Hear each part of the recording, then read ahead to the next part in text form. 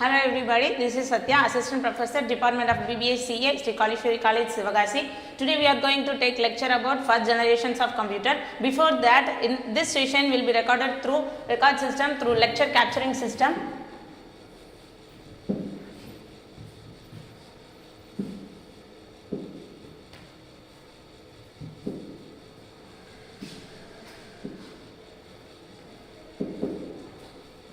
This session will be recorded through this lecture capturing system for your future reference.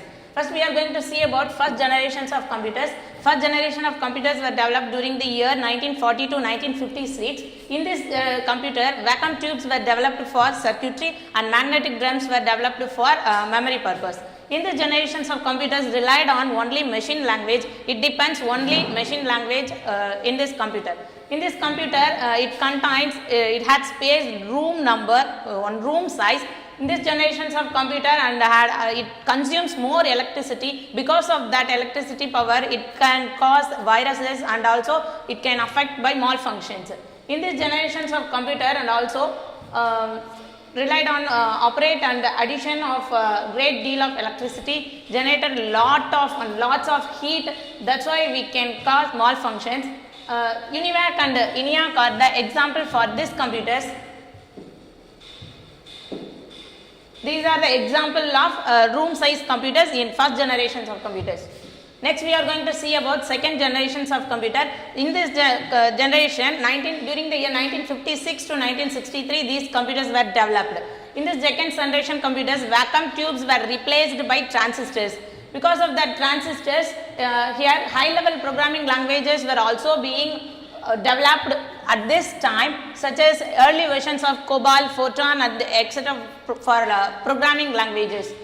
These were also the first computers that stored their information in their memory. Next, these are the examples of second generations computers. Then we are going to see about third generations computers. During the year 1964 to 1967, these computers were developed.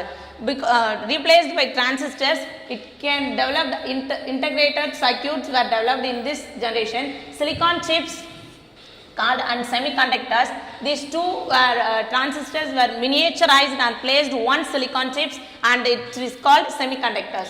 Instead of punched cards and printouts, user interacts through keyboard, monitor and interfaced with an operating system. Allowed device to run many different applications at one time in this computer. These are the example of third generations computers. Next, we are going to see fourth generations computers. From 1971 at present, these computers were developed.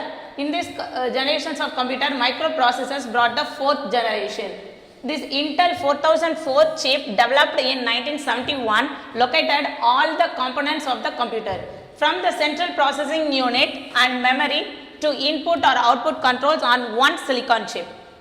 Fourth generation computers also saw the development. Guides and mouse and handheld devices were developed at this time. These are the example of fourth generation computers.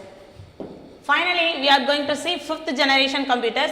In fifth generation computers, from still and beyond, it is developing. Fifth generation computing devices based on artificial intelligence are still in development, though there are some applications such as voice recognition and image recognition. The use of parallel processing and supercomputer is helping to make artificial intelligence a reality. The goal of fifth generation computing is to develop devices that respond to natural language input and are capable of learning and self-organization purpose. Thank you for watching. This video will be shared through Google Classroom and social media. You can download from anywhere and any time. Thank you so much.